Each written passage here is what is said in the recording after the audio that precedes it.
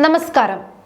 കഴിഞ്ഞ 21 മാസമായി കലാപക്കെടുതിയിലായിരുന്ന മണിപ്പൂരിലെ മുഖ്യമന്ത്രി ബീരേൻ സിംഗ് ഒടുവിൽ രാജിവെച്ചിരിക്കുകയാണ്. ഒരു ഭരണാധികാരി എങ്ങനെയാവരുത് എന്നതിന്റെ ഉത്തമ ഉദാഹരണമായി മാറിയ അദ്ദേഹത്തിന്റെ രാജി ഇപ്പോഴെങ്കിലും സംഭവിച്ചല്ലോ എന്ന് ആശ്വസിക്കാം. എന്നാൽ ഈ രാജി കൊണ്ട് ഉത്തരമായില്ലല്ലോ, ചോദ്യങ്ങൾ ഉയർത്തുകയല്ലേ ചെയ്യുന്നത്.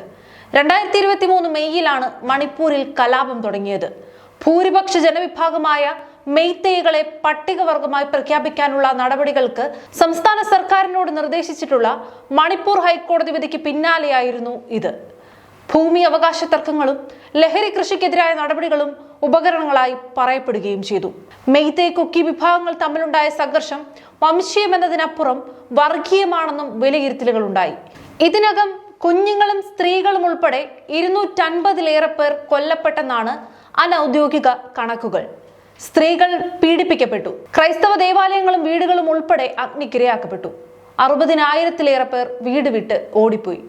ദുരിതാശ്വാസ ക്യാമ്പുകളിൽ നിന്ന് പോലും സ്ത്രീകളും കുഞ്ഞുങ്ങളും തട്ടിയെടുക്കപ്പെടുകയും കൊല ചെയ്യപ്പെടുകയും ഉണ്ടായി. കലാപം തടയാൻ അടിയന്തര നടപടികൾ എടുക്കുന്നതിനു പകരം മെയ്തേയ് വിഭാഗത്തിന്റെ വക്താവ് എന്ന പോലെ പ്രവർത്തിക്കുന്ന മുഖ്യമന്ത്രിയെയാണ് മണിപ്പൂരിൽ കണ്ടത്. പ്രശ്നത്തിന്റെ ഗൗരവം കണക്കിലെടുത്ത് നടപടികൾ എടുക്കാൻ കേന്ദ്ര സർക്കാരും തയ്യാറായില്ല.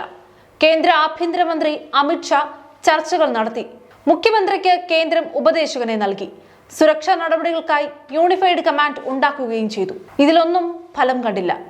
മനുഷ്യക്കുരുതി തുടർന്നുകൊണ്ടേയിരുന്നു. ഇന്ത്യ രാജ്യത്തിന്റെ ചരിത്രത്തിൽ ഇത്ര നാൾ നീണ്ട കലാപത്തിന് മറ്റുദാഹരണങ്ങളില്ല.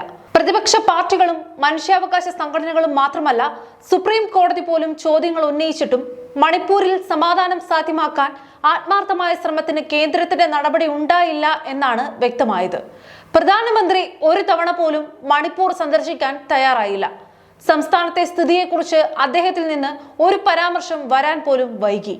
മണിപ്പൂരിൽ ക്രമസമാധാനം പൂർണ്ണമായി തകർന്നുവെന്ന് വ്യക്തമായിട്ടും എന്തുകൊണ്ട് രാഷ്ട്രപതി ഭരണം ഏർപ്പെടുത്തി കേന്ദ്രം നിയന്ത്രണം ഏറ്റെടുക്കാൻ തയ്യാറായില്ല എന്നത് തുടക്കം മുതലേയുള്ള ചോദ്യമാണ്. ഭരണമുന്നണിക്ക് നേതൃത്വം നൽകുന്നത് BJP ആണ്. ശരിയാണ്, രാഷ്ട്രപതി ഭരണം ഏർപ്പെടുത്തിയിട്ടില്ല എങ്കിലും സ്ഥിതി ശാന്തമായില്ലെങ്കിൽ പിന്നെ എന്ത് ചെയ്യുമെന്നും ചോദ്യങ്ങൾ ഉയർന്നു. അങ്ങനെ ഒരു സാഹചര്യത്തിലേക്ക് കാര്യങ്ങൾ എത്തിച്ചവരാണ് അതിന് ഉത്തരം പറയേണ്ടത്. അവർ തന്നെയാണ് ഉത്തരവാദിത്വം ഏറ്റെടുക്കേണ്ടതും. ഗുജറാത്തിൽ കലാപമുണ്ടായപ്പോൾ അന്നത്തെ ഭരണകൂടത്തിന്റെ ഭാഗത്തു നിന്നുണ്ടായ സമീപനത്തെക്കുറിച്ച് 20 വർഷം മുൻപ് സുപ്രീം കോടതി നടത്തിയ പരാമർശം ഈ അവസരത്തിൽ ഏറെ പ്രസക്തമാണ്. ബെസ്റ്റ് ബേക്കറി കേസിൽ 2004 ഏപ്രിൽ 12 നൽകിയ ഉത്തരവിൽ കോടതി പറഞ്ഞത് ഇങ്ങനെയാണ്: ബേക്കറിയും നിഷ്കളങ്കരായ കുഞ്ഞുങ്ങളും നിസ്സഹായരായ സ്ത്രീകളും കത്തിയെരിയുമ്പോൾ അഭിനവ നീറോന്മാർ മറ്റെവിടെയോ നോക്കുകയായിരുന്നു. കുറ്റവാളികളെ രക്ഷിക്കുകയോ സംരക്ഷിക്കുകയോ വേണ്ടത് എങ്ങനെയാണെന്ന് ആലോചിച്ചിരുന്നിരിക്കാം.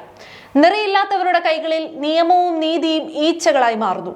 വേലി തന്നെ വിളവ് തിന്നാൻ തുടങ്ങിയാൽ ക്രമസമാധാനത്തിനോ സത്യത്തിനോ നീതിക്കോ രക്ഷയില്ല. അന്ന് കോടതി പറഞ്ഞ ഈ വാക്കുകൾ ഇന്നിപ്പോൾ മണിപ്പൂരിലെ അവസ്ഥയ്ക്ക് കൂടി യോജിച്ചതാണ്. BJPയുടെ രാഷ്ട്രീയ താല്പര്യങ്ങളാണ് പ്രശ്നങ്ങൾ കലാപത്തിലേക്ക് വഴിതിരിച്ചതെന്ന വിമർശനങ്ങൾ നേരത്തെ തന്നെ വന്നതാണ്. ബീരേൻ സിംഗിന്റെ ഈ രാജി തന്നെ പ്രശ്നങ്ങൾ കൈകാര്യം ചെയ്യുന്നതിൽ വീഴ്ച പറ്റിയതിന്റെ പേരിലല്ല, മറിച്ച് ഇന്ന് നിയമസഭയിൽ അവിശ്വാസ പ്രമേയം കൊണ്ടുവരാൻ കോൺഗ്രസ് ഒരുങ്ങിയ സാഹചര്യത്തിലാണ് ഈ രാജി. മണിപ്പൂരിലെ സർക്കാരിന് ദേശീയ ജനാധിപത്യ സഖ്യത്തിലെ കക്ഷികളായ NPPയും JDUവും പിന്തുണ പിൻവലിച്ചിരുന്നു. ബീരേൻ സിംഗ് രാജിവെക്കാതെ പറ്റില്ലെന്ന് നിലപാടെടുത്ത BJP MLA-മാർ തന്നെ അവിശ്വാസ പ്രമേയത്തെ പിന്തുണയ്ക്കുമെന്ന് വ്യക്തമാക്കുകയും ചെയ്തിരുന്നു. അപ്പോൾ രാഷ്ട്രീയമായ പരാജയത്തിൽ നിന്ന് രക്ഷപ്പെടാൻ മാത്രമുള്ളതായിരുന്നു ഈ രാജി. കേന്ദ്രത്തിനും മുഖ്യ ഭരണകക്ഷികൾക്കും പ്രശ്നപരിഹാരത്തിന് ആത്മാർത്ഥമായ താല്പര്യമുണ്ടായിരുന്നുവെങ്കിൽ മുഖ്യമന്ത്രിയുടെ രാജി എത്ര മുൻപേ സംഭവിക്കേണ്ടതായിരുന്നു. കലാപത്തെക്കുറിച്ച് അന്വേഷിക്കാൻ കേന്ദ്ര ആഭ്യന്തര മന്ത്രാലയം ഗുവാഹത്തി ഹൈക്കോടതി മുൻ ചീഫ് ജസ്റ്റിസ് അജയ് ലംബായുടെ നേതൃത്വത്തിൽ കമ്മീഷനെ നിയോഗിച്ചത് 2023 ജൂണിലാണ്. അത്ര വേഗത്തിൽ അന്വേഷണം പൂർത്തിയാക്കാൻ കമ്മീഷന് സാധിച്ചില്ല. ഇപ്പോൾ അടുത്ത മെയ് 20 വരെ സമയം നീട്ടിക്കൊടുത്തിരിക്കുകയാണ്. ഇതും ഭരണകൂടത്തിന്റെ സമീപനങ്ങളിലെ ആത്മാർത്ഥതയെക്കുറിച്ച് തന്നെയാണ് ചോദ്യമുയർത്തുന്നത്.